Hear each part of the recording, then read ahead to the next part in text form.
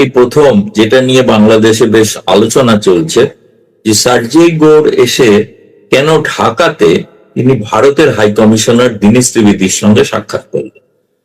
সকালবেলার breakfast meeting, সেখানে ঢাকায় নিযুক্ত মার্কিন যুক্তরাষ্ট্রের তিনি রাষ্ট্রদূত ব্রেন ক্রিস্টেনসন তিনিও ছিলেন উপস্থিত। বেশ দীর্ঘ সময় আলোচনা হয়েছে তাদের মধ্যে। মূলত আমি যেটা বলতে চাইছি সেটা হচ্ছে সার্জেই গোর হচ্ছেন এমন একজন ব্যক্তি, তিনি অনেক সিনিয়র, ব্রেন ক্রিস্টেনসনের থেকেও সিনিয়র, বরং তার বস বলা যেতে পারে, এবং যার সঙ্গে ট্রাম্পের সরাসরি কথা হয় বা যোগাযোগ হয়। তিনি ট্রাম্প দ্বারা সরাসরি নিযুক্ত, ক্যারিয়ার ডিপ্লোম্যাট নন।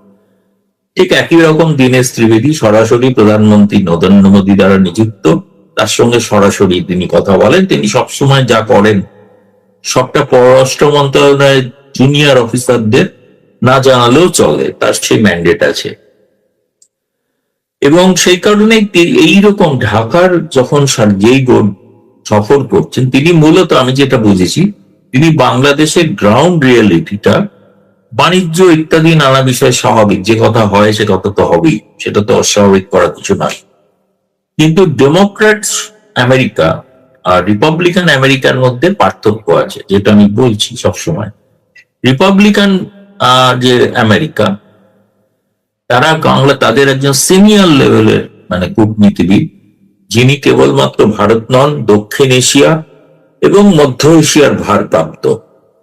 এবং তিনি বুঝতে চেয়েছেন যে বাংলাদেশের প্রকৃত এক ধরনের রিপোর্টিং তারা শুনেছেন, বাংলাদেশের মানুষ যারা ক্ষমতায় আছেন ক্রমাগত বলে থাকেন যে আওয়ামী লীগ ইররেলিভেন্ট, কোনো প্রশ্ন নেই, সে নিয়ে কোনো কথাও হয় না, আলোচনাও হয় না, অথচ তারা আওয়ামী লীগকে কথাও হয় না, কথাও হয় না, ইররেলিভেন্ট একটা দলকে তারা বাংলাদেশে রাজনীতি করতে দিতে ভয় পান। কি ধরনের রেলিভেন্স থাকলে সেটা করা যায় সেটা তো বলে যাচ্ছে। এক, দুই হচ্ছে, এবং যেটা বড় স্পেকটেকল যেটা বলা হয়, স্পেকটেকল কূটনীতিতে একটা বড় বিষয় হচ্ছে বডি ল্যাঙ্গুয়েজ এবং আনুষঙ্গিক বিষয়। সবসময় কথাটাই সব শেষ কথা বলে না, কথা বলে অনেক ছবি, কথা বলে অনেক আচার আচরণ। আপনি কখন করমর্দন করলেন কি করলেন না, উষ্ণতা দেখালেন কি দেখালেন না, শীতলতা দেখিয়েছেন কিনা। পররাষ্ট্রমন্ত্রীর বৈঠকটা যেদিন হয় সেদিন সন্ধ্যেবেলায় নৈশভোজ ছিলই, তার সঙ্গে সাংস্কৃতিক অনুষ্ঠান ছিল।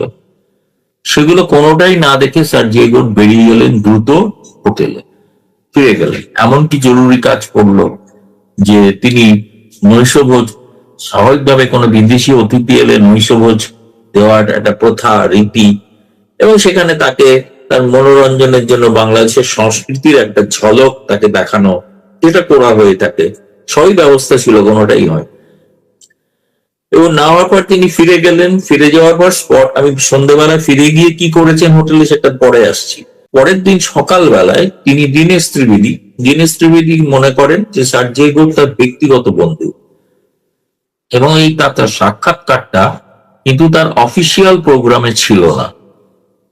মানে তার আগের দিন রাতে তিনি এমন কিছু শুনেছেন যেটা ভেরিফাই করতে চেয়েছেন দীনেশ ত্রিবেদীর কাছ থেকে, এবং দীনেশ ত্রিবেদীর সঙ্গে তিনি কথা বলেছেন, কথা বলে বুঝেছেন যে গ্রাউন্ড রিয়েলিটি কি।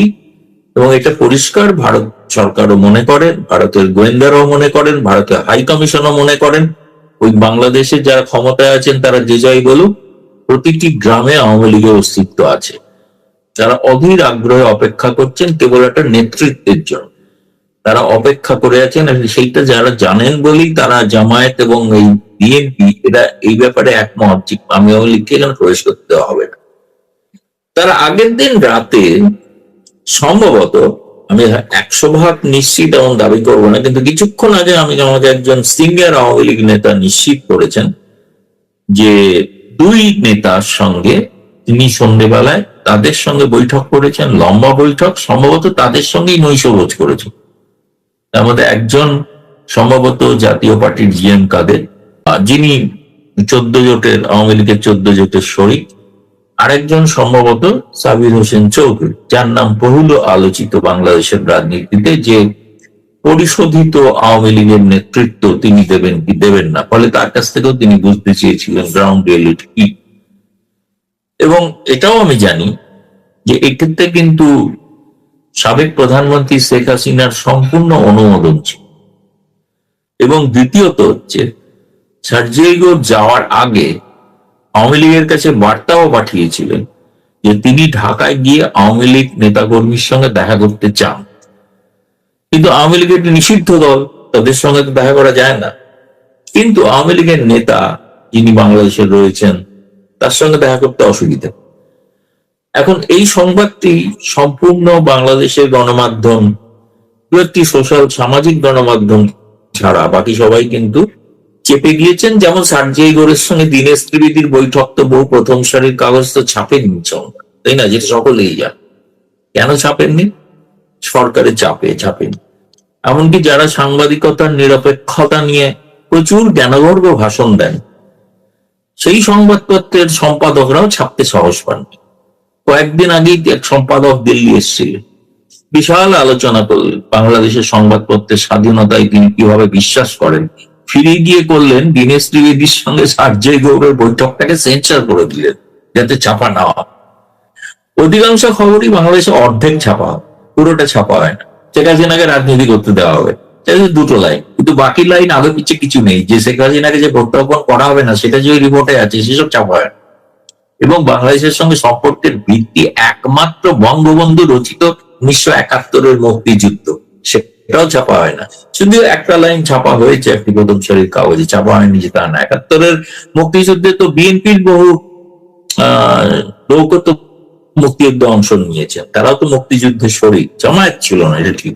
ফলে মোদ্দা কথা আমি আপনাকে যেটা, আপনি যে মূল প্রশ্ন করেছেন, প্রমাণ কি?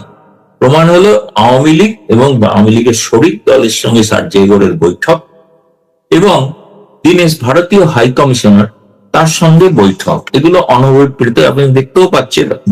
যারা বাংলাদেশ নিয়ে সোচ্চার তারা তো বিভিন্ন দেশ থেকে, ওই প্যারিস থেকে নানাবিধ গালিগালাজ করে তারেক রহমান সরকারের বিরুদ্ধে ভিডিও পর্যন্ত করছে যে তারেক রহমান আত্মসমর্পণ করলেন আমেরিকার কাছে। আরে আমেরিকার দয়ায় ক্ষমতায়, আমেরিকার কাছে আত্মসমর্পণ কেন করবেন নাকি জামায়াতের কাছে আত্মসমর্পণ করবেন নাকি? খুব স্বাভাবিক। এই যে ঘটনাগুলোর মধ্যে একটা খুব তাৎপর্যপূর্ণ ঘটনা, সকালবেলা দীনেশ ত্রিবেদী বৈঠক করলেন সার্জিগোরের সঙ্গে, রাত্রিবেলা তিনি দিল্লির উদ্দেশ্যে রওনা দিলেন। কেন এই ঘটনাটা? কেন তিনি দিল্লি যাননি?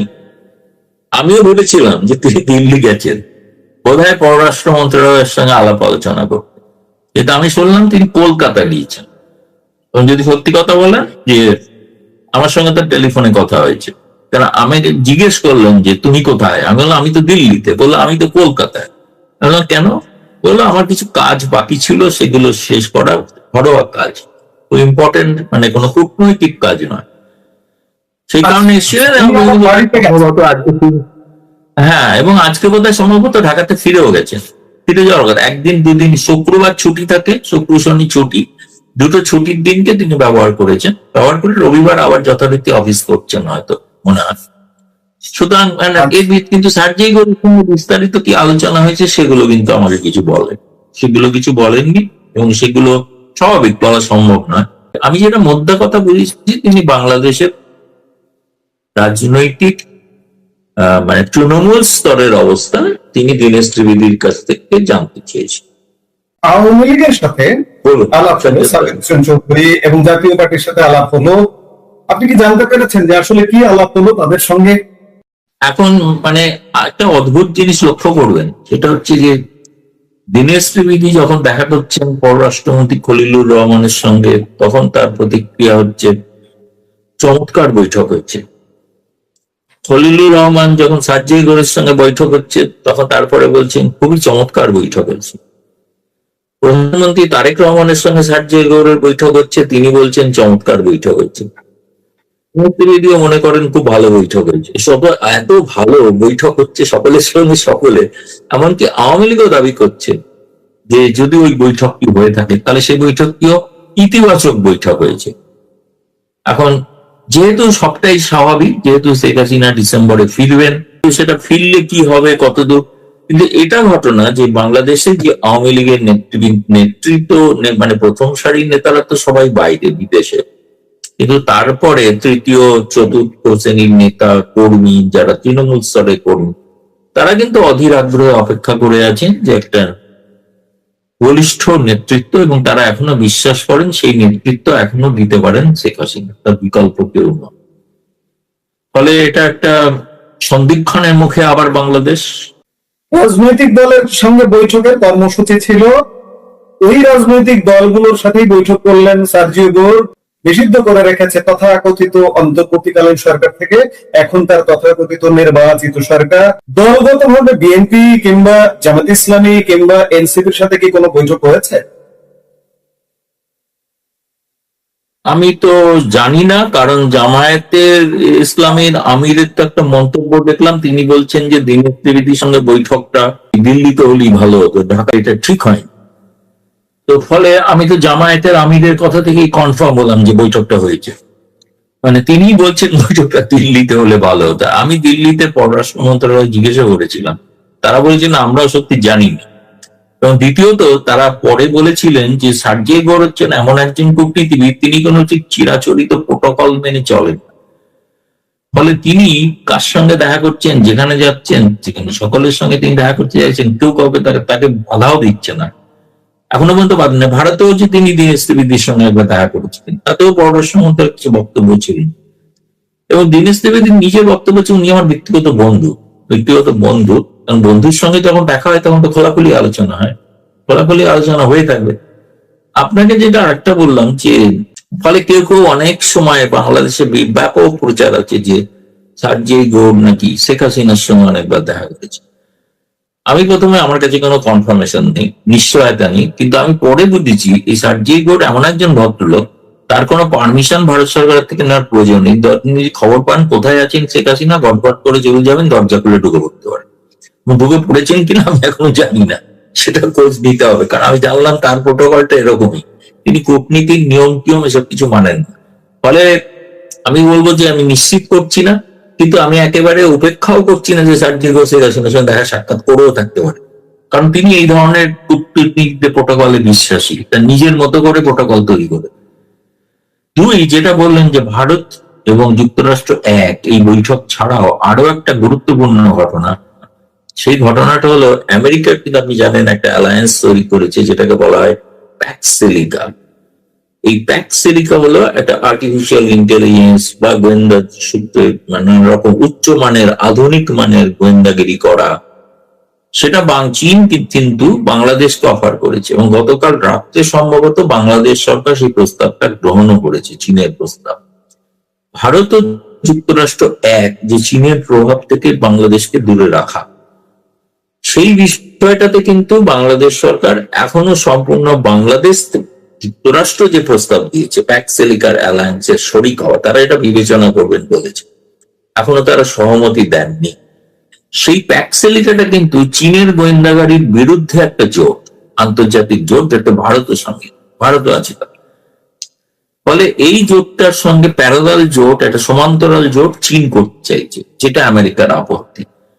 ফলে এই বিষয়টাও একটা প্রমাণ আমি দেখলাম যে ভারত যুক্তরাষ্ট্র একই মঞ্চে রয়েছে অন্তত চীনের প্রভাব রোখার জন্য। সেক্ষেত্রে বাংলাদেশ সরকারের উপর নির্ভর করবে তারা শেষ পর্যন্ত কি সিদ্ধান্ত না। আমরা এই ঘটনাটা একটা ইম্পর্টেন্ট, খুব হালকা ভাবে রিপোর্ট হয়েছে বাংলাদেশে, খুব গুরুত্ব দিয়ে রিপোর্ট হয়নি। কারণ হচ্ছে এই কারণেই হয়তো হয়নি যে সেটা চীনের সঙ্গে সম্পর্কটা খারাপ হোক, তার মানে সেটা হয়তো সেই গণমাধ্যম চাইছেন, ফলে সেটাও একটা ব্যাপার আর কি। ফলে এটা একটা দ্বিতীয় প্রমাণ যে ভারত যুক্তরাষ্ট্র একটা প্রশ্ন একটু ক্লিয়ার হলাম না, যে সেটি হচ্ছে এই যে রাজনৈতিক দলের সাথে বৈঠক, বিএনপি প্রধানমন্ত্রী তারেক রহমানের সঙ্গে বৈঠক হয়েছে, বিএনপির সঙ্গে কিন্তু দলগতভাবে বৈঠকের খবর আমরা শুনিনি। কিংবা জামাত আমির একটু রাগ করেছেন যে দীনেশ ত্রিবেদীর সাথে বৈঠক, তাদের সাথে বৈঠক হলো না, এনসিপির সাথে বৈঠক হলো না। তাহলে এইটা কেন হলো না? এদেরকে কি ছুড়ে ফেলে দিল? জামাতকে কি মার্কিন যুক্তরাষ্ট্র, এনসিপি কে কি মার্কিন যুক্তরাষ্ট্রকে ছুড়ে ফেলে দিল?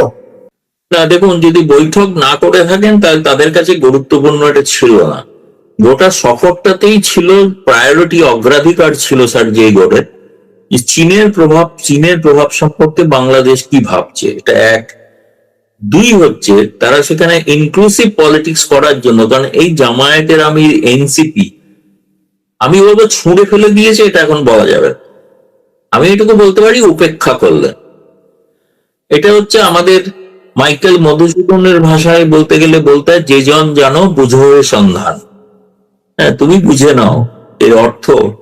মানে তুমি তারা দেখা করতে চেয়েছিল কিনা আমি জানি না, তারা দেখা করার জন্য অধীর আগ্রহ। তারা যদি দেখা করতো, তারা হই হই করে সমস্ত মিডিয়াকে বলতো এসে, আজকে আমরা কথা বলেছি ফ্যাসিস্টকে রুখতে হবে, এই করা যাবে না, সেই করা যাবে না, হ্যান করেঙ্গা ত্যান করেঙ্গা, কত কিছু বলতো, ভাষণ দিত। কোনো ভাষণ যখন শুনতে পাচ্ছি না, তার মানে তাদের উপেক্ষা করেছেন চারটি। ফলে আমার নিজের ধারণা, আমি আবার বলছি, আমি শব্দটা আবার একবার ইউজ করেছি, আরো একবার ইউজ করছি, বাংলাদেশ আরো একটা রাজনৈতিক সন্ধিক্ষণের মুখে পড়তে চলেছে। সার্জিও গোর আমাদের দেশে সফর করবার ঠিক আগ মুহূর্ত থেকে ডক্টর ইউনূস যেন আবার একটু জেগে উঠেছিল আগামী রাষ্ট্রপতি নির্বাচন, এটা সেটা বিভিন্ন গণমাধ্যমে, বাংলাদেশি গণমাধ্যমে ফরমাইশি রিপোর্ট আসছিল, সোশ্যাল মিডিয়ায় তার পক্ষে নানা রকম কথা হচ্ছিল। অনেক সময় বিদেশি গুরুত্বপূর্ণ অতিথি এলে ইউনূসের সঙ্গে দেখা করেন, আমরা অতিথি আমন্ত্রণ দেখেছি, কিন্তু ইউনূসের কোনো সাড়া শব্দই পাওয়া গেল না এই সফরে। এটিকে আপনি কিভাবে দেখছেন? ইউনূস কি যুক্তরাষ্ট্র থেকে পরিত্যক্ত হয়ে গেল এবং বাংলাদেশের রাষ্ট্রপতির মসনদের দৌড়ে কতদূর আছেন এখন ইউনূস? দেখুন, ইউনূস গুরুত্বটা পেয়েছে ওই যে বললাম, ডেমোক্রেট আমেরিকা, রিপাবলিকান আমেরিকা। রিপাবলিকানরা তো সরাসরি হিলারি ক্লিন্টনের বিরুদ্ধে প্রেসিডেন্ট ইলেকশনের সময় অভিযোগ করেছিলেন যে ওকে তো ইউনূস টাকা দিয়েছে, এবং বাংলাদেশের মানুষের, গরিব মানুষের টাকা লুট করে তিনি হিলারি ক্লিন্টনকে দিয়েছিলেন, যাতে ভবিষ্যতে তাকে রাজনৈতিকভাবে ক্ষমতায় বসানো যায়। তিনি সাময়িকভাবে সফল হয়েছিলেন, এ বিষয়ে কোনো সন্দেহ নেই। কিন্তু রিপাবলিকানের কাছে তো তিনি পছন্দের ব্যক্তি নন। ফলে সেই কারণে এখন যে রিপাবলিকান অ্যাডমিনিস্ট্রেশন, তারা তো তাকে পছন্দ করবে না। সেই তারা যেমন তাদের এই যে এনসিপি, তার নেতা ইউনূস এবং তার নেপথ্যে জামায়াত, তাদের সবার কারোর সঙ্গে দেখা করলেন না, কেউ কিছু বললেন না, এবং তারা কেউ মিডিয়াতে ভাষণও দিলেন না যে দেখা করেছেন কি করেননি। অথচ দেখা হলো কি ভারতের রাষ্ট্রদূতের সঙ্গে, দেখা হলো কি আওয়ামী লীগের শরিক এবং তাদের নেতার সঙ্গে। বিচিত্র ব্যাপার। ফলে আমি তো বলছি ওইটা মাইকেল মধুসূদন, যে জন জানো বুঝো সন্ধান, বা বুঝে নিন কি ঘটতে চলেছে। এই সফর পরবর্তী সময় একটা জিনিস বেশ আলোচিত হচ্ছে, সেটি হচ্ছে যে আসন্ন ব্রিক্স শীর্ষ সম্মেলনে, যেখানে বাংলাদেশের প্রধানমন্ত্রী হিসেবেও আমন্ত্রণ করা হয়নি, আমন্ত্রণ করা হয়েছে বিমস্টেক প্রেসিডেন্ট হিসেবে, ব্রিক্স শীর্ষ সম্মেলনে তারেক রহমান যাচ্ছেন কি? আপনার কি মনে হচ্ছে? দেখুন, বাংলাদেশের প্রথম এই বিভ্রান্তিটা যেটা ছড়ায়, সেটা হচ্ছে ইউনূসের সাকরেতটা। টেবিল নাকি পয়জন বলে একটা ওয়েবসাইট আছে, শয়তান একটা ওয়েবসাইট আছে, সেটাতে প্রচার করে যে তারেক রহমানকে এরকম আমন্ত্রণ জানিয়েছে। আচ্ছা, তারা তো এটা জানতে পারে, জিজ্ঞেস করেনি সেই প্রতিবেদনে তারেক রহমানকে বিমস্টেকের সভাপতি হিসেবে আমন্ত্রণ জানিয়েছে। এটা ঘটনা। কে আমন্ত্রণ জানিয়েছেন? আমন্ত্রণ জানিয়েছেন ব্রিক্সের সভাপতি। ব্রিক্সের সভাপতি নরেন্দ্র মোদী, তিনিই তো প্রধানমন্ত্রী। তো বিমস্টেকের সভাপতি হিসেবে অতীতে শেখ হাসিনা এসেছিলেন, সেই জন্য এখানেও বিমস্টেকের সভাপতি। তার কাছে তো ব্রিক্সের জন্য এটা ইনভিটেশন, সেটা ব্রিক্সের সভাপতি দিয়েছে। দ্বিতীয়ত, প্রধানমন্ত্রী নরেন্দ্র মোদীর আমন্ত্রণ তো অলরেডি পেন্ডিং, কিন্তু টেবিলে পড়ে আছে তারেক রহমানের। প্রধানমন্ত্রী তারেক রহমানকে আমন্ত্রণ তো প্রধানমন্ত্রী নরেন্দ্র মোদী সর্বপ্রথম বিশ্বের নেতা যিনি করেছেন, সে আমন্ত্রণ তো রয়েছে পড়ে। তাহলে প্রধানমন্ত্রীর আমন্ত্রণ, আর ব্রিক্স সভাপতি থেকে বিমস্টেক সভাপতির আমন্ত্রণ।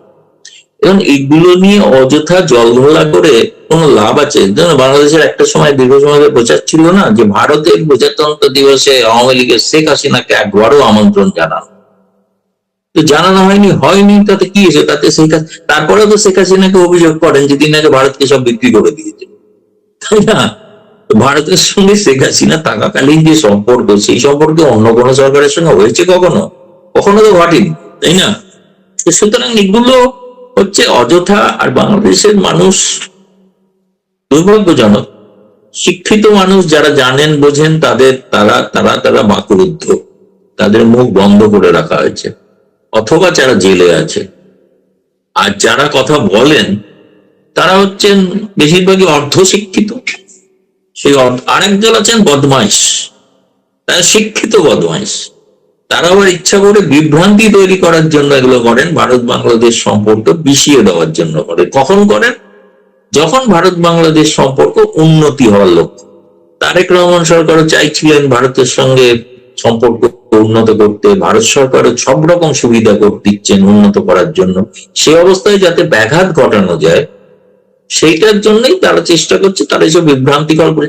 আর এগুলো খুব কি জানেন, খুবই এবং চমকপ্রদ, যেগুলো খুব সহজে মানুষ বিশ্বাস করে। সত্য তাই তো নরেন্দ্র মোদী আমন্ত্রণ জানালেন, কিন্তু ব্রিক্স সভাপতিকে, বিমস্টেক সভাপতিকে দিলেন, প্রধানমন্ত্রীকে তো দেননি।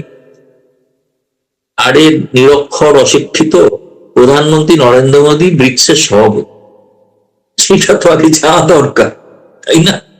এখন কি আপনার মনে হচ্ছে যে তারেক রহমান কি যাবেন, নয়াদিল্লি যাবেন, কি মনে হচ্ছে? তিনি তো ভারতের আমন্ত্রণে আসছেন না, তিনি ব্রিক্স সভাপতির আমন্ত্রণে আসছেন, ঠিক আছে। এক, কিন্তু যদি পাছে আপনাদের ওই যারা অশিক্ষিত মূর্খরা প্রচার করবে যে ভারতের কাছে আবার বিকিয়ে দিল তারেক রহমান, যেন ভারতের সঙ্গে বৈঠকের আগে তারা চেষ্টা করছেন পররাষ্ট্র মন্ত্রণালয় থেকে চীন বা রাশিয়া, ইরান, মিশর এসবের যে রাষ্ট্রপ্রধান আসবেন তাদের সঙ্গে বাইল্যাটারাল কোনো দ্বিপাক্ষিক বৈঠক করা যায় কি যায় না, সেই প্রক্রিয়া চলছে।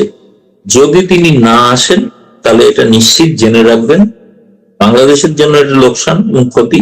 এবং দ্বিতীয়ত তার মানে চীন, রাশিয়া, ইজিপ্ট, ইরান কেউ তার সঙ্গে দেখা করতে রাজি হন। কারণ তিনি চান যে ভারত ছাড়াও অন্যদের সঙ্গে দেখা করবেন, এটা যেন সবাই দেখে, তাই না? সেইটা হচ্ছে এখন চলছে। আমি আশা করবো যে তিনি যে কটা দ্বিপাক্ষিক বৈঠক চাইবেন সীমিত সময়ের মধ্যে নিশ্চিত। যেমন আমি জানি যে চীনের প্রেসিডেন্ট শি জিনপিং আসছেন, তারেক রহমান সরকার তো বর্তমান চীনের ভক্ত হয়ে গেছেন, তাকে তো শি জিনপিং কে অবজ্ঞা করা হয়ে যাবে। রাশিয়ার রূপপুর পাওয়ার প্ল্যান্ট চালু হতে চলেছে রাশিয়ার সহযোগিতায়, তো রাশিয়ার প্রেসিডেন্ট যদি আসেন তাকে। আর ইরান, একটাই কারণ হতে পারে যে ইরানের ব্যাপারটা একটু তারা আজকাল তারা সৌদি আরবের সঙ্গে সামরিক জোটে যোগ দিয়েছেন, সেটাতে ইরান কিভাবে নেয় সেটা একটা দেখার ব্যাপার আছে। ফলে এই সমস্ত কারণে আমার মনে হয় তিনি চাইছেন যে তিনি ওই সব বাকি বাইল্যাটারাল গুলো নির্দিষ্ট হলে তিনি ভারতের সঙ্গে বাইল্যাটারাল করবেন। কারণ প্রধানমন্ত্রীর চিঠিতে এটাও বলা আছে যে ব্রিক্সে অংশগ্রহণ ছাড়াও এই সুযোগে আমরা দ্বিপাক্ষিক বৈঠকও করতে রাজি আছি, আগ্রহী আছি। ফলে এখনো শেষ কথা বলার সময় হয়নি, কিন্তু মুশকিল কি জানেন, যেটা বুঝতে পারছে না বাংলাদেশের লোকেরা, বাংলাদেশের পররাষ্ট্র মন্ত্রণালয়ের লোকেরা, এই এত বড় একটা সম্মেলন হবে, 11টা দেশের রাষ্ট্রপ্রধান, তাদের জন্য না দিল্লির সব 5 তারা হোটেল বুক হয়ে যাচ্ছে। একবার হয়েছিল এরকম, শেখ হাসিনা সিদ্ধান্ত নিতে দেরি করেছিল, তার ফলে হলো কি তিনি প্রপার দিল্লিতে কোনো হোটেলই পাননি। তাকে গুরগাঁওতে গিয়ে একটা 5 তারা হোটেলেই ছিলেন, কিন্তু অনেক দূরে গুরগাঁওতে।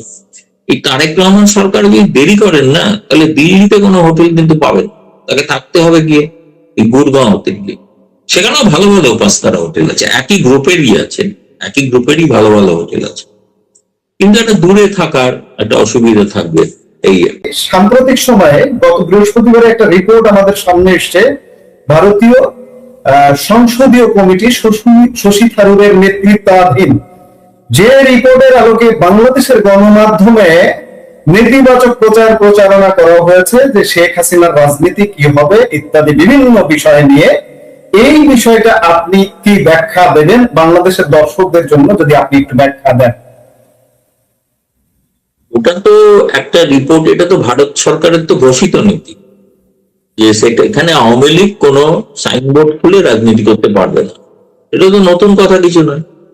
আচ্ছা, আপনি যদি সেইখানে সেই রিপোর্টেই, আমি তো বললাম যে সেই রিপোর্টেই বলা আছে ভারত বাংলাদেশের সম্পর্ক হবে মুক্তিযুদ্ধের আদর্শের ভিত্তিতে, সেই রিপোর্টেই বলা আছে শেখ হাসিনাকে প্রত্যার্পণ করা যাবে না, সেই রিপোর্টেই বলা আছে যে তিস্তা নদীর যুক্তি জল বন্টন পানি বন্টন করা যাবে না। সেসব তো বাংলাদেশ নেতিবাচক একটা লাইন পেয়েছেন যেটা মনে হয়েছে শেখ হাসিনা বিরোধী। আচ্ছা, ধরে নিলাম কোনো রাজনীতি করতে দিচ্ছেন না, শেখ হাসিনার তো কি অসুবিধা এসছে? তিনি তো রোজ ভাষণ দিচ্ছেন, কর্মীদের ভাষণ দিচ্ছেন, নেতাদের সঙ্গে দেখা করছেন, কেউ আপনাদের জল্পনা অনুসারে সার্জেই গৌড় দেখা করছেন, তার অসুবিধাটা কি হচ্ছে?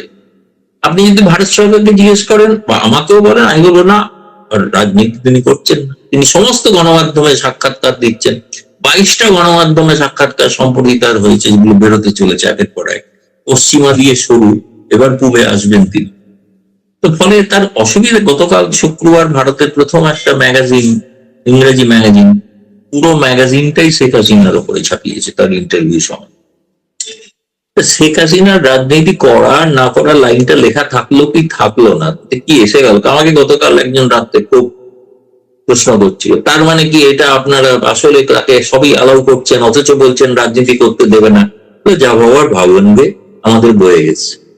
আমরা এতক্ষণের যে আলাপটি করলাম, এই আলাপের সামারিতে কি আসতে পারি? আমার দর্শকরা আশাবাদী হতে চায়, আপনার মতো একজন সিনিয়র সাংবাদিক সংগঠকের কাছে আশা পেতে চায় যে বাংলাদেশকে খুব শীঘ্রই অন্তর্ভুক্তিমূলক রাজনীতি দেখতে যাচ্ছে। শেষ কথা শুনতে চাইবো আপনার কাছে। কোন রাজনৈতিক দলের ক্ষমতা চিরস্থায়ী নয়, ফলে পরিবর্তনটাই হচ্ছে স্থায়ী ঘটনা, সেটা পরিবর্তন হবেই।